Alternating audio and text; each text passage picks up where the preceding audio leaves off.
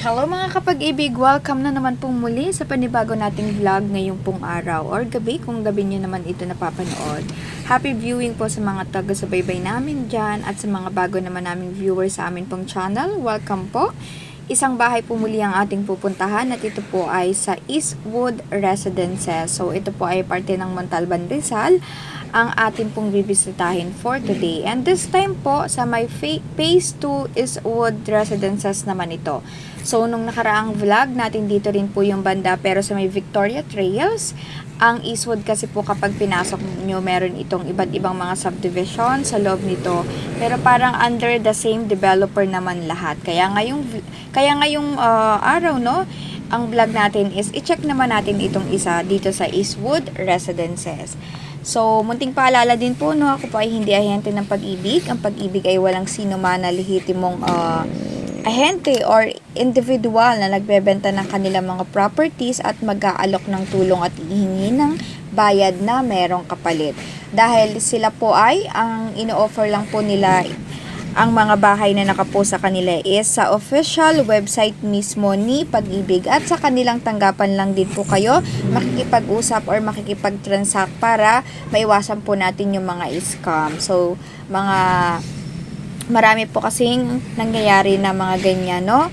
And paalala rin po, no, na ito po ay binibid po mula dun sa post nila sa Pag-ibig website at ito rin po ay as is where is, no, kung ano man yung makikita nyo dito sa actual na ipapakita namin later dun sa video. Kaya mas maganda rin po na magkaroon din po kayo ng sarili nyong ocular inspection para ayun po, always practice due diligence nga po at i-check ang actual site bago mag-bid. Pero ito po yung mga pinapakita namin dito sa vlog namin is para na rin maka-help dun sa mga home buyers dyan, no, if you are naglo-look out ka ng property or ng bahay para sa'yo, same lang naman po yun sa mga napapakita namin. Pero kung gusto nyo pa rin po talaga na mas makita ng actual yung bahay, ayan po, pwede nyo rin pong puntahan kasi yung mga address naman po, lahat yan ay nakapost doon sa public auction nila.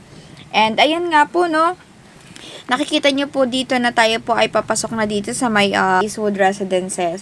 So, yung dinaanan naman natin is nagmula dito sa may Commonwealth. No, if you are familiar with the Commonwealth Highway, no, papasok yan dyan sa may Litex, Papayatas. And ayan po, yung madadaanan nyo dyan yung dito na sa papunta sa Montalban.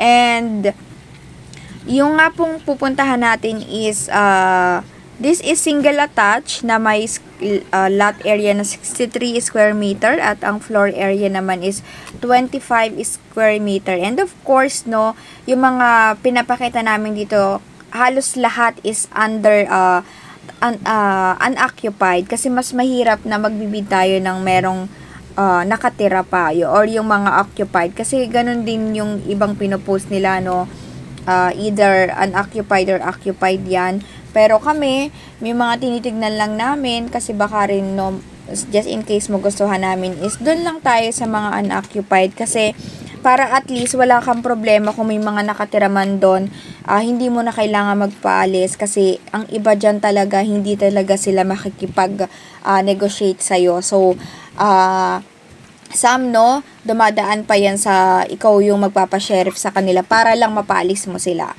And, ayan po, no, nandito nga po tayo sa lot 26 block 56 phase 2 ng Eastwood Residences, San Isidro Rodriguez, Rizal. So yan po yung pupuntahan nating bahay. And yung minimum bid offer po dito is nasa 934,404 pesos.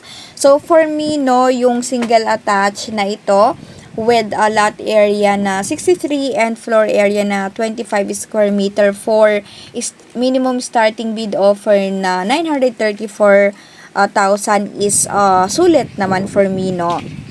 And sa halagang yan, para sa akin is okay siya dahil yung as you can see, no, yung pinakita natin dito is okay naman talaga yung property. And kagaya nga nung last vlog din namin, no, para sa akin okay yung unit din dun sa previous vlog. Tapos, nasa negotiated sale pa ito. So, anong meaning, no? Meaning to say, yung property na ito is based sa pagkakaalam ko ay hindi napili sa first at second auctions. Kaya ito napunta sa negotiated sale na. So, ayan. And ito din ay may discount up to 45%. So, ayun, no? Yung minimum bid offer nila 934 is may discount pa yan up to 45% since nga nasa negotiated sale na siya. So, for more informations din, no, para mas magkaroon kayo ng idea, you may always inquire sa Pag-ibig office or via phone sa kanilang mga numbers na 8724-4244 or 8422-3000. So, yung local naman nila is 5151, 5165, 5146, and 5013. So, ayan po yung mga po pwede nyong tawagan just in case na magkaroon kayo ng interest sa negotiated sale nila. Kasi, yan nga po ay mas magkakaroon pa ng up to 45% na discount. And, ayan, no, ito yung bahay mismo. Hindi siya ganun ka, kumbaga katambak kasi minsan, no, yung talagang napabayaan is may mga tambak sa harapan, 'di ba, nagkagulo-gulo na, may mga damo-damo ng marami, kalat. So ito yung itsura niya, maayos siya. And pwede nyo rin yan, no, na kung sakali na talagang syempre, as is where is, no, kayo na yung bahala kung paano nyo siya papagandahin. Pero ito yung nadatna namin, no, nung pinuntahan namin siya. And of course, no, ang duration of acceptance offer pala nito is start siya ng April 13, 2026, which is on Monday, no, at 12 a.m. So, madaling araw yan ng Lunes hanggang April 17, 2026 up to 11:59 p.m. So, isang buong linggo yan na po pwede kayong magbid. Kaya dun sa mga interested at wala pang account doon sa buyer ID, no, kasi previous nga is pupunta ka mismo dun sa office ni Pag-ibig, pero dahil nga ngayon more on na sila online, ang gagawin nyo na lang is gawa muna kayo ng buyer ID dun din mismo sa site nila.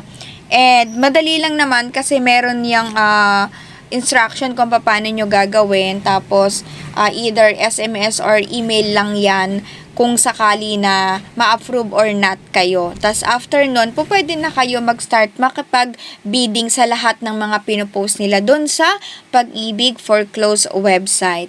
And ayan nga, no, katulad din pala kung sakali hindi man kayo palari na manalo, ay makaka-receive pa din kayo ng message kay Pag-ibig. So, either manalo kayo or hindi, nandun yun sa email or SMS na marireceive nyo. And based din sa pagpunta ko dito, no, ay wala pa talagang tumira sa bahay na ito, pero yung dating nakakuha ay nakapagpakabit na ng Meralco. At makikita nyo sa video natin na naka-zero pa yung metro nito. So, ibig sabihin ay hindi pa umaandar ang metro dahil hindi nga ito natirhan.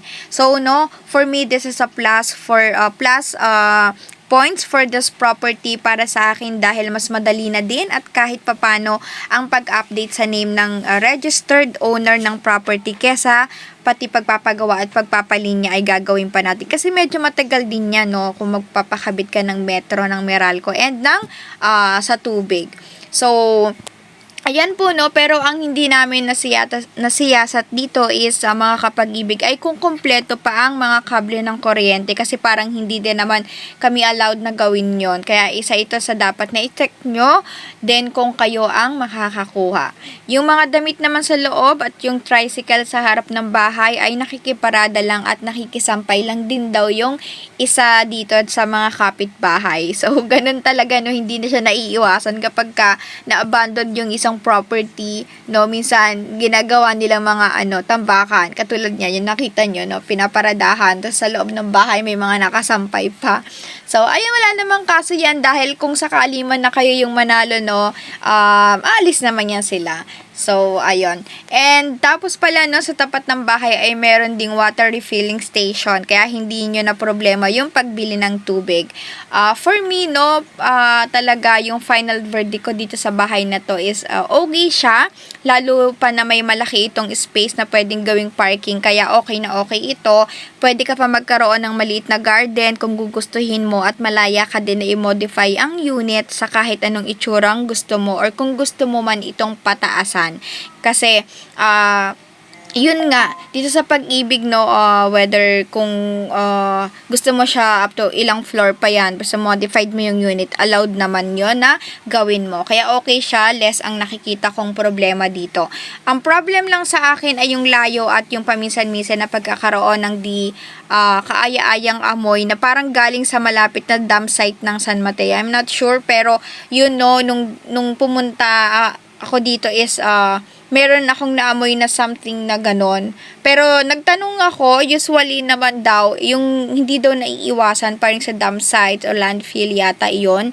Pero sa isang linggo, parang twice a week lang naman siya. And ano siya, hindi naman siya sobrang tagal kasi mawala din naman siya. Depende siguro sa ihip ng hangin kung saan siya papunta.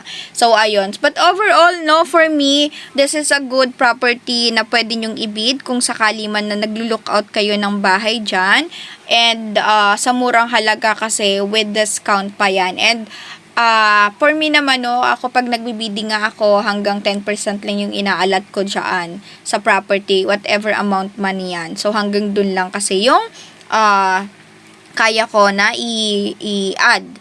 Since, 'di ba, consider nga yung pagpapaayos pa doon ng bahay. Kagaya din ng last vlog ko dahil same area lang din ito at makailang beses na din natin itong nakikita, no, sa dalawang application na NOAA Flood Up at PBox Fault Finder ay hindi na natin ito tinignan dahil yung Eastwood ay hindi naman binabaha entirely lalo nung Typhoon Ondoy. Pero may portions daw based sa mga kakilala natin na taga doon. Pero itong mismong bahay ay hindi naman binaha, sabi ng nakausap natin na kapitbahay. At yung sa PBox Fault Finder naman, alam na din natin na yung bayan ng Montalban ay part sa East Valley Fault Line, pero itong bahay ay wala naman sa mismong ibabaw ng active na fault line. Pero yung barangay San Isidro kung saan nasaan ng Eastwood ay isa sa mga barangay na dinadaanan ng fault line na ito.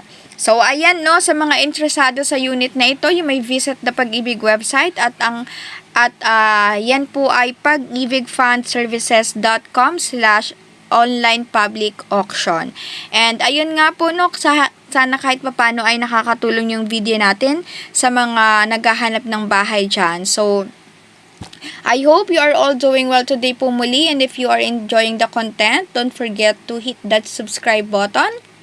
It's totally free and it helps the channel grow as well. And kung nandito man kayo, no, and gusto nyo na magkaroon ng notification every time na meron kaming bagong i-upload, kindly click po yung notification bell para you never miss an upload from us po. And like the video, kung nakakatulong man sa inyo, and drop a comment. I'd love to hear your thoughts and questions po, mga kapag-ibig.